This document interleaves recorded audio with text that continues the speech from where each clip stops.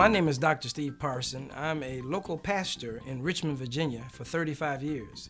I pastor an inner city church, and actually I was one of the first Black American ministers on BET national cable years ago. I just had to send this video to you, Bill, because I want you to know that I'm in 100% agreement with just about everything that you've said about the black family, the degradation of the black family, what's happening in the inner city with our folks. Certainly it might be an American problem, but not like in the black problem. Here it is, United States Census Bureau statistics say that only 8% of the African American has income over $100,000 a year, and 47%, that's right, there's that number, 47%. But see, I can talk about it because I'm black, okay? 47% of our people have income less than $30,000 a year.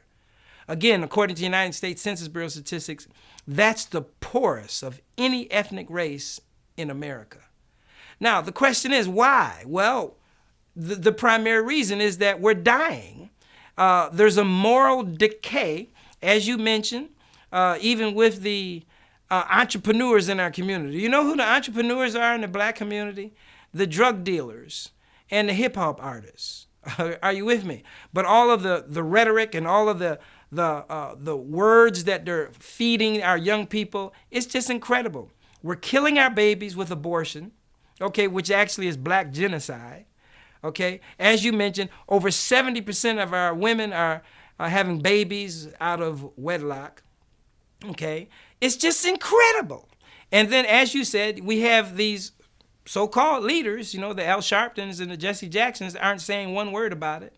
You know, they're actually taking advantage of things where they can get in the newspaper, as far as I'm concerned. Okay, but I'm saying, Bill, be encouraged. Okay, and I want you to know that there's people like Harriet Tubman. Remember Harriet Tubman? She was known as the modern day Moses. Well, you know, she said her motto was, I freed 1,000 slaves, but I would have freed 1,000 more if they only knew that they were slaves. It makes me think of the book Ethnic America by Thomas Sowell, you know, the economist.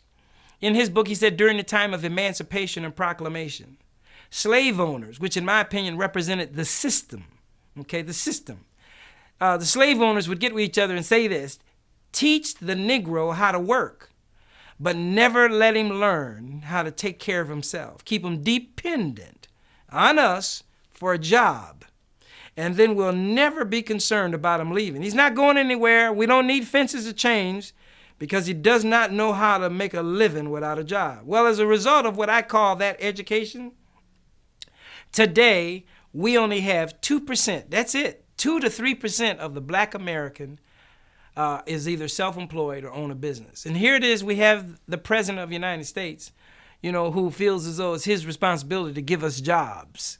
No, we need education to where we can learn how to do it for ourselves. Again, I might be from Buffalo, New York, but I live right here in Virginia. Virginia is the home of Carter G. Woodson, the father of African American history, the second Negro to graduate from Harvard University. In his book, The Miseducation of the Negro, he states that until the black man learns how to do for himself, he'll never be any further along than he's ever been.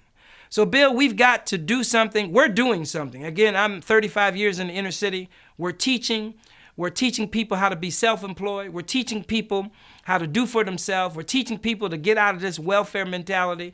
We're teaching people how to go into business and do their own business and generate income from home if need be. Why? Well, we don't have time to wait for the government to give us anything. We don't have time for even people to come into our communities and create businesses which create jobs. We've got to do for ourselves. And as Christians, I'm telling you, we've got God's ability to generate and get and do for ourselves. And bless God, that's what we're doing. So again, Bill, I just had to send this to you. We might not all look alike and we don't all think alike, but I'll tell you one thing, that I'm for you. And it's just a shame that we had to have a Caucasian man speak up and speak out with what we need to do in our own community. And but I want you to know there's a movement right now. There's ministers, there's people that are going forth and teaching and attempting to do something. Faith without doing something is dead, and we're doing something to make a difference in our community for the glory of God. God bless you, Bill. Be encouraged.